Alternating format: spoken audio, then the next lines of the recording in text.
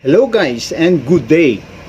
May iba naman tayo guys ng ipapakita na video kung saan ito po ay pangkabuhayan guys Pwedeng pangkabuhayan sa mga taong may kapital lamang guys Ipapakita ko sa inyo yung fish cage guys. Ito yung patok na patok ngayon guys. Fish cage at aalagaan nila ng similya ng hipon guys. Shrimp. So kung makikita nyo guys sa video natin, ayan,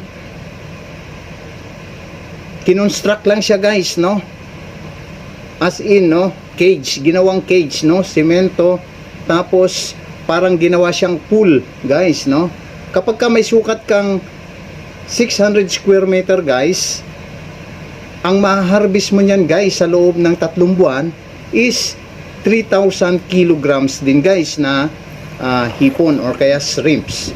So biruin mo guys, how much yung per kilo pag nasa puno? 400 pesos per kilo. So malakas yan guys sa ngayon guys at yung nag-introduce sa akin yan guys kakilala din namin, ka-family friend. So yan guys pakitang ano lang yan guys pangkabuhayan. Bye bye.